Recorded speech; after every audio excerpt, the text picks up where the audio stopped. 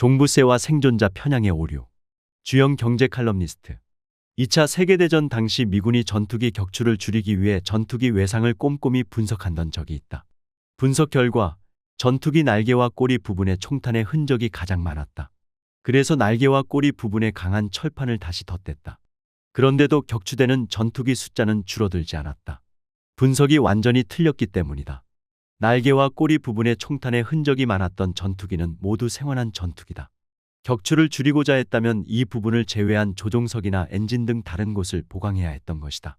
이를 행동경제학에서는 생존자 편향의 오류라 부른다. 원인과 결과를 분석할 때 범하기 가장 쉬운 오류 중 하나다. 지난 대선에서 민주당은 촛불 시민이 만들어준 정권을 단 5년 만에 잃고 말았다.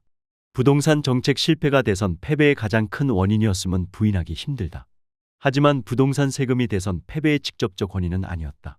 보수정당과 언론에서 징벌적 과세라고 틈만 나면 공격했지만 부동산 세금 때문에 집을 팔았다는 사람은 단 한 사람도 본 적이 없다. 오히려 가파르게 오른 집값을 보며 집을 사지 못한 사람들이 땅을 치며 후회하는 모습을 쉽게 볼 수 있었다. 배고픈 건 참아도 배 아픈 건 참기 힘든 법이다.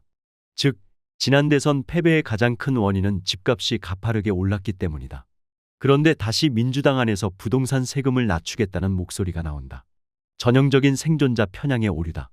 윤석열 정부는 거의 모든 부동산 관련 규제를 풀고 세금을 낮추고 심지어 공시가격 현실화 정책마저 전면 폐기하겠다고 선언했다. 여기서 종부세마저 완전 무력화된다면 집값은 언제든지 다시 폭발할 수 있다. 지난 대선에서 집값이 가파르게 올라 민주당은 정권을 뺏겼다. 부동산 세금을 낮추겠다는 말은 집값 상승을 부추겨 패배의 길을 다시 걷겠다는 것이나 다름없다. 집값이 가파르게 오르면 내가 강북에 살든 강남에 살든 나이가 많든 적든 정치적 성향이 진보든 보수든 상관없이 서울 강남의 유권자와 정치적 이해관계가 비슷해진다. 내가 어디에 살든 나의 정치적 지역구는 강남이 될 가능성이 높다. 보수를 자처하는 정당은 그 틈을 놓치지 않고 부동산 세금을 대폭 줄여주겠다고 나선다. 따뜻한 가슴이 가리키는 방향이 아닌 손익 계산이 빠른 머리가 가리키는 방향에 투표를 할 가능성이 높다. 집값이 올라갈수록 진보를 표방하는 정당이 선거를 이기기 힘든 이유다.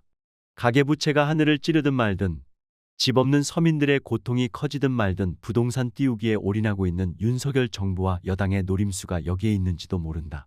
종부세는 노무현 대통령의 대표적인 업적이다. 2000년 이후 전 세계적으로 저금리 기조와 유동성 과잉 공급이 시작되며 부동산 가격이 폭등했다. 우리나라도 예외는 아니었다. 노무현 참여정부 내도록 집값 상승으로 몸살을 앓았다. 참여정부 5년 동안 서울 집값이 평균 18.7%나 올랐다. 노무현 참여정부는 부동산 투기와 과도한 집값 상승을 막기 위해 정치적 불리함을 감수하며 거의 모든 대책을 쏟아냈다.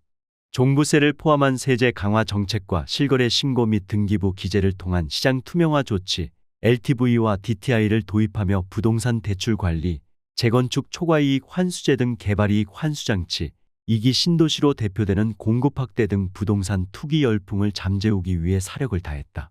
그 노력으로 결국 참여정부 임기 말에는 부동산 시장이 안정화될 수 있었다. 당시 종부세가 부동산 시장 안정에 큰 역할을 했음은 두말하면 잔소리다. 2008년 미국 서브프라임 사태로 글로벌 금융위기가 터졌다. 리먼 브라더스를 비롯해 미국의 초대형 금융기관들이 하루아침에 문을 닫았다.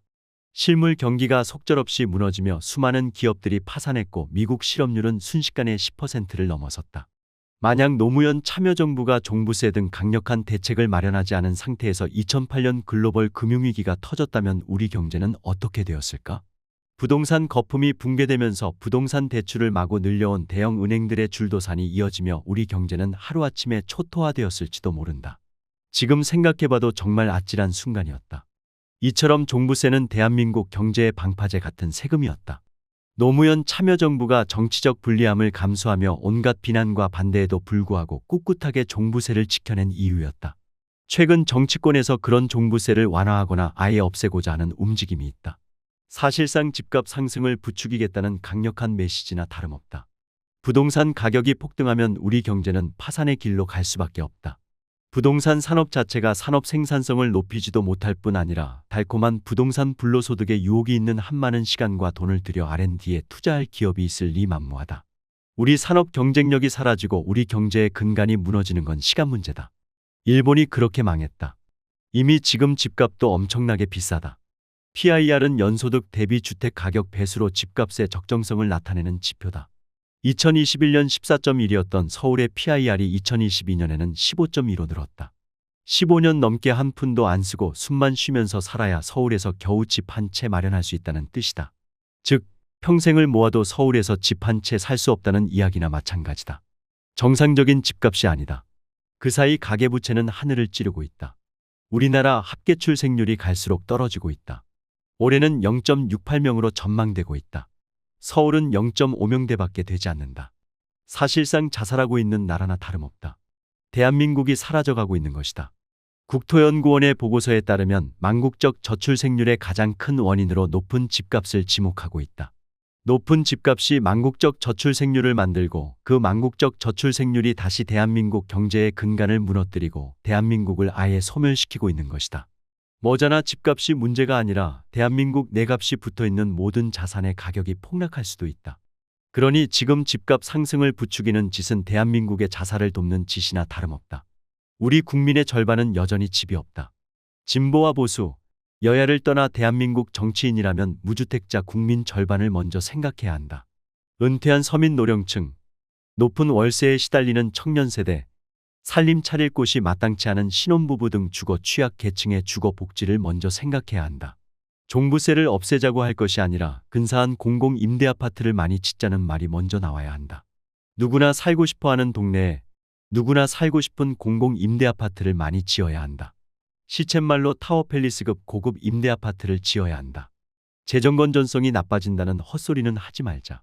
국채 30년물 금리가 3.20%에서 3.40% 수준이다. 100조 원을 유동화한다고 해도 이자 부담이 3.2조 원에 그친다. 임대료를 아주 싸게 받아도 국채 이자는 충분히 감당할 수 있다. 원금은 임대아파트 실물 자산이 있으니 걱정할 것도 없다. 만기 때 되팔면 오히려 남는 장사다. 집 없는 서민들이 전세대출이나 부동산담보대출도 받을 필요도 없다. 서민들에게 안정적인 주거 복지도 제공하고 우리 경제의 뇌관인 가계부채까지 획기적으로 줄일 수 있다. 망국적인 아파트값도 하향 안정화시킬 수 있다. 그래야 우리 출생률이 올라간다. 그래야 대한민국이 자살을 멈춘다. 일거양득이 아니라 일거사득, 일거오득이다. 대한민국은 부자들의 재산관리 국가가 아니다. 대한민국은 민주공화국이다. 정치는 자본이 아닌 돈이 아닌 사람을 향해야 한다. 정치인이 가져야 할 최소한의 자격이다. 자격이 없으면 정치를 당장 그만둬야 한다. 그것이 대한민국을 살리는 길이다. 정치가 대한민국 자살을 도와서야 되겠는가?